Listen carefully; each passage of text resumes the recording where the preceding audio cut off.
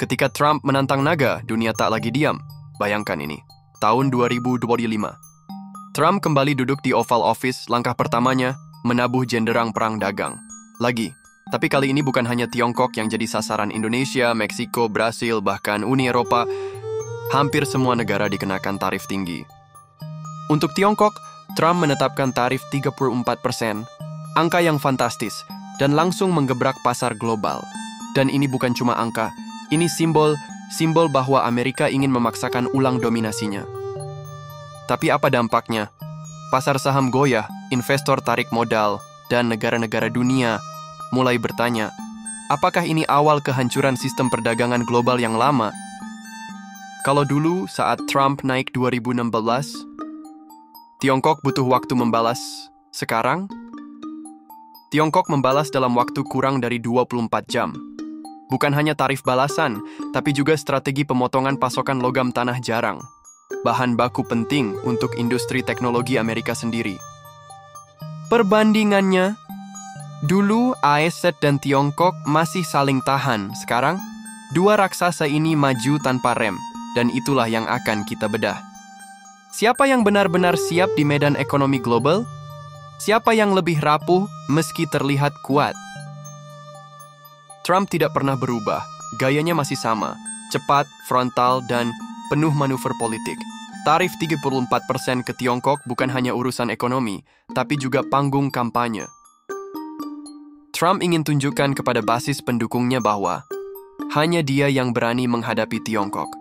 Bahwa Made in USA harus kembali berjaya dan siapapun yang menghalangi akan dilibas. Tapi mari kita bedah. Apa dampaknya bagi ekonomi Amerika sendiri? Perbandingan menarik bisa kita lihat di sektor otomotif dan elektronik. Ketika tarif naik, biaya produksi juga naik. Dan siapa yang kena? Konsumen Amerika sendiri. Contoh, iPhone, rakitan di Tiongkok kena tarif, harga naik. Penjualan di AS turun. Dan ironisnya, sebagian produksi malah dialihkan ke Vietnam dan India. Ini bukan pertama kalinya terjadi. Tahun 2018, saat Trump menerapkan tarif terhadap baja dan aluminium, lapangan kerja di sektor tersebut justru berkurang. Jadi siapa sebenarnya yang diuntungkan? Inilah yang jarang dibahas, bukan soal berani atau tidak, tapi soal apakah strateginya efektif atau hanya cari sensasi. Tiongkok membalas, tapi dengan gaya berbeda. Kalau Trump menekan dengan suara keras dan tangan besi, Tiongkok membalas dengan strategi halus tapi mematikan, bukan hanya tarif tapi sistem.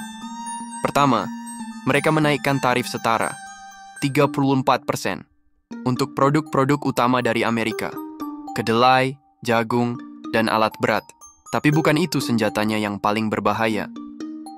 Langkah paling menyakitkan, Tiongkok mulai membatasi ekspor logam tanah jarang, material penting untuk chip, baterai, hingga teknologi militer. Amerika boleh punya teknologi, tapi bahan bakunya masih banyak dikendalikan Tiongkok. Kita lihat datanya. Tiongkok menguasai lebih dari 60% pasokan logam tanah jarang dunia.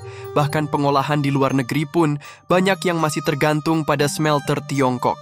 Dengan satu kebijakan kecil, mereka bisa menggoyang raksasa-raksasa industri Amerika. Dan ini bukan cuma balasan ekonomi, ini pernyataan. Tiongkok tidak akan lagi jadi korban tarif sewenang-wenang. Perbandingannya, kalau Trump main pukul, Xi Jinping main kunci urat nadi. Inilah babak baru dari perang dagang yang tak lagi soal angka, tapi soal siapa yang bisa membuat lawannya kehabisan nafas lebih dulu. Kalau ini duel, maka panggungnya bukan di ring tinju, tapi di meja dagang dunia. Trump dan Xi, dua karakter yang sangat kontras. Yang satu meledak-ledak, yang satu dingin tapi mematikan.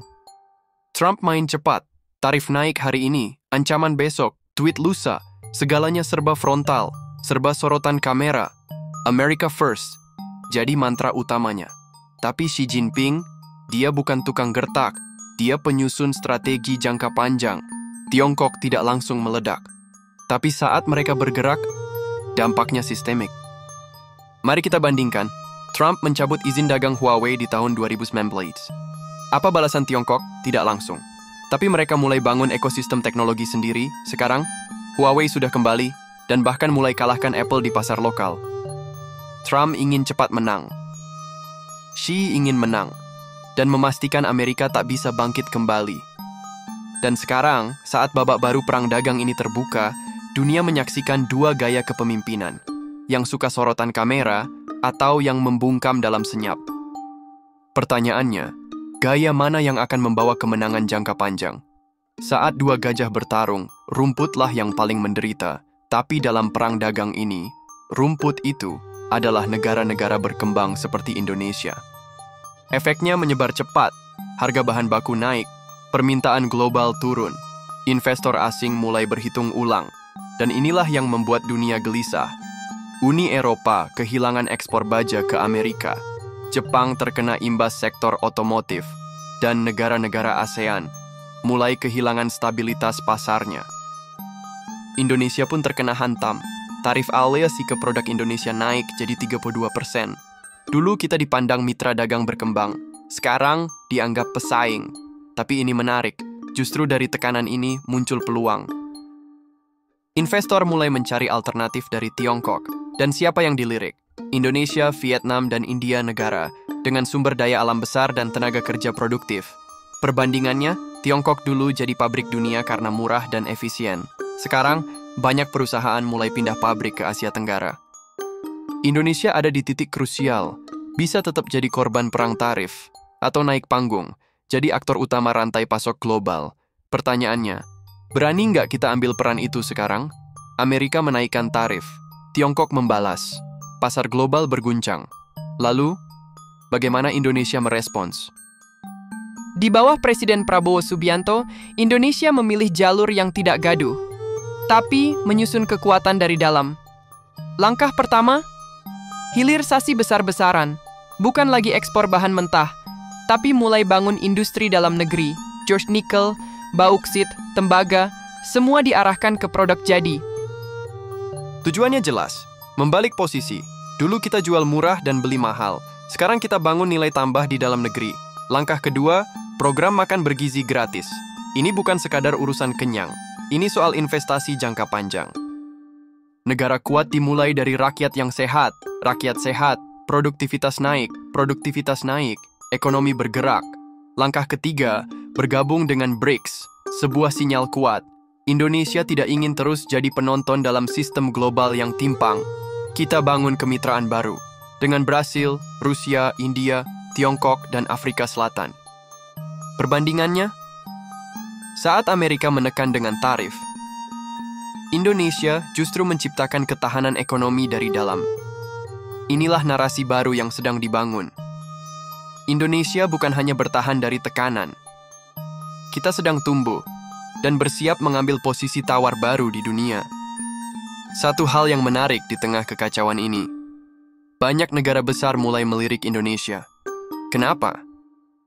Karena kita punya 3 kekuatan besar yang langka.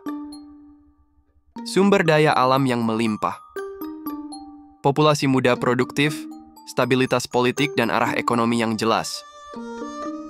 Perusahaan-perusahaan Jepang, Korea, hingga Jerman sudah mulai relokasi pabrik dari Tiongkok ke Indonesia. Kenapa? Karena biaya produksi lebih rendah, dan sekarang infrastruktur kita sudah jauh lebih siap. Lihat pembangunan pelabuhan, jalan tol, hingga kawasan industri baru, Indonesia sudah tidak bisa lagi dianggap sebagai negara pinggiran Bank Dunia, bahkan memproyeksikan Indonesia akan menjadi kekuatan ekonomi keempat dunia di tahun 2045. Dan itu bukan angan-angan kalau kita terus konsisten. Bandingkan dengan negara-negara Afrika yang punya sumber daya tapi tidak stabil, atau negara Eropa Timur yang maju tapi penuaan penduduk Indonesia di tengah-tengah kaya sumber daya alam, penduduk muda, dan sekarang sedang bangun kekuatan industri. Ini momentum, dunia sedang mencari poros baru, dan Indonesia punya peluang jadi pusat keseimbangan di antara dua raksasa, Amerika dan Tiongkok. Pertanyaannya, kita siap jadi poros atau hanya jadi perlintasan sejarah? Kita sampai di titik ini.